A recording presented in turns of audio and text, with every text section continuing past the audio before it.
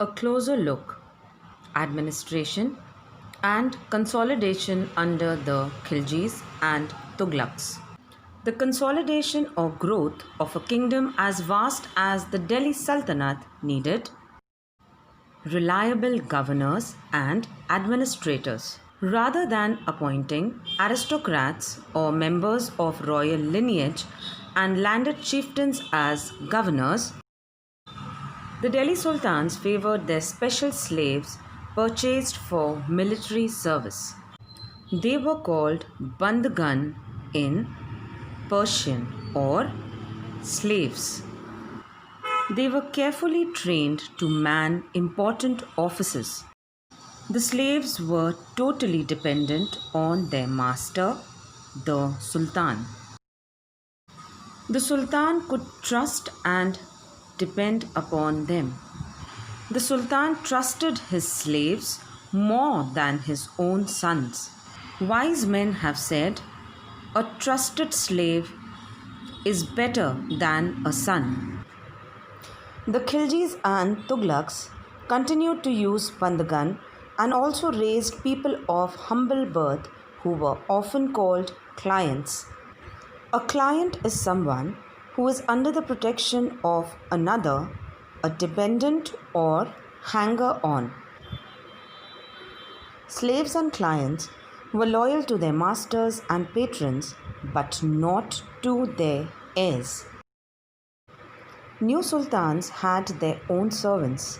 As a result, when a new monarch or a new king ascended to the throne, there were conflicts or disagreements and fights between the old and the new servants. The patronage or loyalty of these humble people towards the Delhi sultans shocked many elites. They criticized the Delhi sultan for appointing people of such low base. Sultan Muhammad Tughlaq appointed Aziz Kumar, a wine distiller, Firoz Hajam, a barber, Monk-e-Tabak, a cook, and two gardeners, Ladha and Pira, to high administrative posts. Like the earlier sultans, the Khilji and Tughlaq monarchs appointed military commanders, governors of territories of varying sizes. The lands were called Iqta and their holder was called Iqtadar or Mukti. Duty of the Muktis was to lead military campaign, maintain law and order in their Iqtas. The Muktis collected the revenues of their assignments as a salary. They also paid their soldiers from these revenues. Control over Muktis was most effective if their office was not inheritable or their office was not assigned by birth, and they were assigned Iqtas only for a short period of time before being shifted.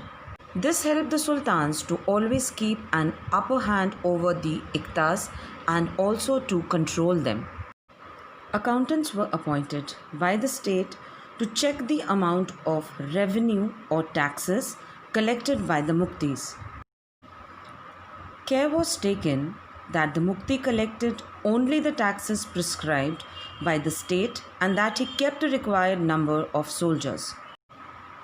As the Delhi sultans brought the hinterland of the cities under the control, they forced the land chieftains and samants and aristocrats and rich landlords to accept their authority. Under Alauddin Khilji, the state brought the assessment and collection of land revenue under its own control. The rights of the local chieftains to levy taxes were cancelled and they were also forced to pay taxes.